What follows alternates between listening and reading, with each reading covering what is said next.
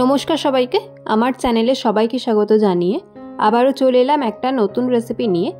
আজকে বানাচ্ছি প্রত্যেকটা বাঙালির ভীষণ প্রিয় লাল লাল ঝালঝাল করে দেশি মুরগির ঝোল, তাও সেটা আবার একদম ঘরোয়া বাটা মশলাতে। তাহলে চলুন রেসিপিটা শুরু করি। তো যেহেতু বললাম বাটা মশলাতে, তো মশলাগুলোকে বেটে নিচ্ছি। আমি প্রথমে 2 চামচ গোটা জিরে বেটে নিচ্ছি। আপনারা চাইলে এটা মিক্সিতেও বেটে নিতে পারেন, কিন্তু শিলনোড়ায় বাটা মশলার টেস্ট তো আলাদাই হয়, তো আমি শিলনোড়াতেই বেটে নিচ্ছি।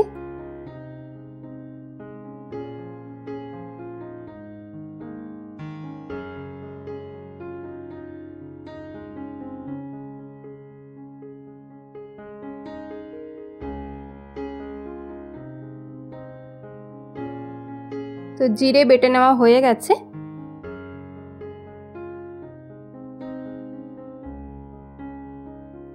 এরপর বেটে নেব আদা আর রসুন।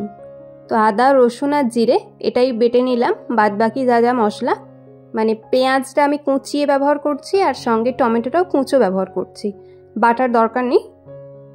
তো আদা, রসুন আর জিরেটা বেটে নিলাম। তো আদা রসুনটাও বেটে নিচ্ছি, প্রথমে থেঁতো করে নিই, তারপর বেটে নিচ্ছি।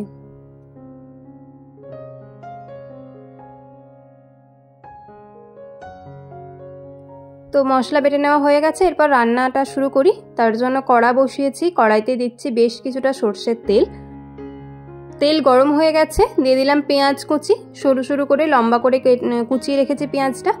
এখানে আমি যতটা মাংস নিয়েছি সেই অনুযায়ী মশলা নিয়ে নিয়েছি। তো আপনারা মাংস কম বেশি থাকলে মশলা কমিয়ে বাড়িয়ে নেবেন। তো পেঁয়াজটা একটু ভেজে নেব। যখন দেখবো কালারটা চেঞ্জ হয়ে গেছে তখন দিয়ে দেবো টমেটো কুচি। টমেটোটা কিন্তু একদম লাল পাকা টমেটো হতে হবে, তবেই কিন্তু রান্নার কালারটা বেশি ভালো আসবে।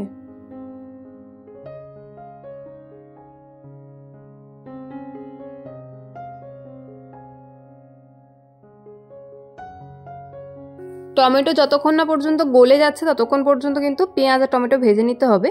তো দেখুন পেঁয়াজ আর টমেটো মোটামুটি গলে এসেছে। এরপর দিয়ে দিলাম আদা রসুন বাটা, আর একসঙ্গে জিরে বাটাটাও দিয়ে দিলাম। আদা রসুন আর জিরে বাটাটা দিয়ে ভালো করে কষাতে হবে। এবার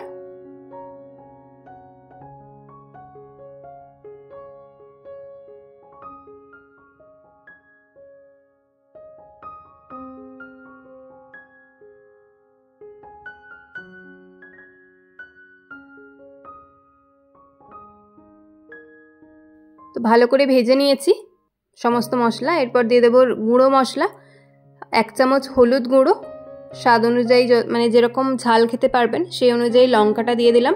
তো এখানে আমি 1 চামচ লঙ্কা গুঁড়ো দিয়েছি, আর 1.5 চামচ মতো দিলাম কাশ্মীরি রেড চিলি পাউডার।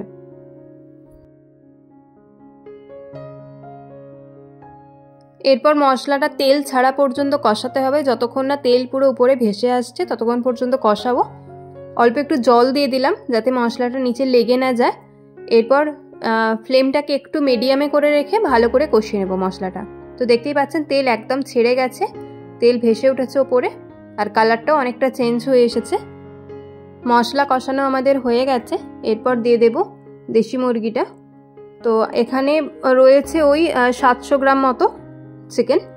তো সেটাকে দিয়ে এরপর ফ্লেমটাকে মিডিয়ামে রেখে বেশ কিছুক্ষণ সময় নিয়ে কিন্তু চিকেনটা কষাতে হবে। চিকেন কষানোর সময় তাড়াহুড়ো করলে কিন্তু চিকেনের টেস্ট একদমই ভালো হবে না। তো সেই জন্য হাতে একটু সময় নিয়ে চিকেনটাকে খুব ভালো করে কষাতে হবে।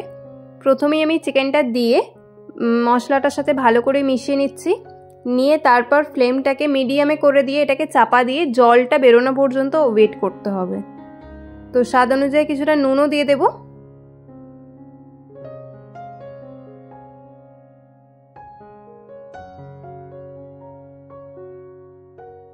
খুব ভালো করে কষিয়ে নিতে হবে চিকেনটা। এই রকম ভাবে যদি চিকেনটা বানান বাটা মশলাতে, এর টেস্ট কিন্তু দুর্দান্ত হয়। আর এটুকু আমি গ্যারেন্টি দিয়ে বলতে পারি যে এই চিকেনটা যদি বানান তাহলে কিন্তু ভাত একটু বেশিই লাগবে। অসাধারণ এর টেস্ট হয়। একবার বানাবেন, বানিয়ে তারপর আমাকে কমেন্ট করবেন। দুর্দান্ত এর টেস্ট হয়। আর এই তো দেখুন কতটা জল বেরিয়ে গেছে। তো এই জলটা শুকিয়ে যাওয়া পর্যন্ত আবার ওয়েট করব, রান্না করব।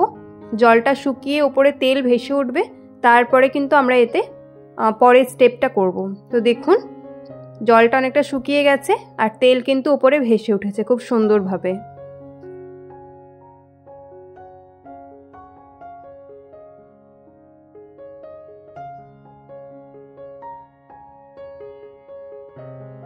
যেটুকু গ্রেভি ছিল শুকিয়ে এসেছে। এরপর দিয়ে দেবো জল। তো জলটা কিন্তু আমি গরম করে রেখেছি, সেই জলটাই দিলাম। তো আমি যেহেতু ঝোল বানাবো তো সেই জন্য জলটা বেশিই দিলাম। আর একটা কথা বলি, আলু এতে দেবো আমি, আলুটা আমি ভেজে রেখেছি আগে থেকে। দিয়ে দিলাম 3-4টে মতো কাঁচা লঙ্কা। আর রান্নাটা কিন্তু আমি প্রেসার কুকারে করছি, কারণ যেহেতু দেশি মুরগি সেদ্ধ হতে একটু টাইম লাগে, তো সেই জন্য আমি প্রেসার কুকারে দিচ্ছি। যদি আপনারা প্রেসার কুকারটা অ্যাভয়েড করতে চান সেক্ষেত্রে জল দিয়ে এটাকে ফ্লেমটাকে একদম লোয়েতে করে দিয়ে 20 থেকে 25 মিনিট রেখে দেবেন, তাহলে কিন্তু এটা সুন্দরভাবে সেদ্ধ হয়ে যাবে। তো আমি প্রেসার কুকারে দিলাম, একটু তাড়াহুড়ো ছিল সেই জন্য। তো একটু ধনেপাতা কুচি দিয়ে দিলাম। আর আলুটা আমি ভেজে রেখেছিলাম আগে থেকে নুন হলুদ দিয়ে, আলুটাও দিয়ে দিলাম। দিয়ে এটাকে 2টো হুইসেল দেবো, তাহলে কিন্তু একদম সুন্দরভাবে চিকেন আলু সব কিছু সেদ্ধ হয়ে যাবে। তো দেখুন আর কালারটা কতটা সুন্দর এসেছে, খেতেও কিন্তু দুর্দান্ত হয়েছিল। তাহলে এরকম নতুন নতুন রেসিপি পেতে চ্যানেলটা সাবস্ক্রাইব করে পাশে থাকবেন, লাইক কমেন্ট শেয়ার করবেন। আর যদি কোনো রেসিপি দেখতে চান অবশ্যই আমাকে কমেন্ট করে জানাবেন, আমি শেয়ার করবো আপনাদের সঙ্গে। আর দেখুন কতটা সুন্দর দেখতে হয়েছে।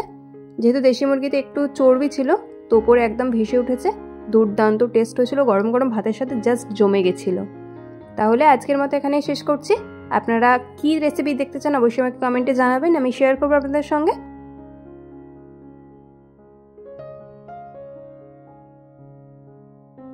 আর এই চিকেনটা দেখতে ঠিক যতটা সুন্দর হয়েছিল খেতেও কিন্তু দুর্দান্ত হয়েছিল। আর সমস্ত চিকেনটা খুব ভালো মতো সেদ্ধও হয়েছিল 2টো হুইসেলে। আপনারা যদি কড়াইয়ে করতে চান তো একটু সময় বেশি লাগবে, করতে পারেন। আজকের মতো টাটা।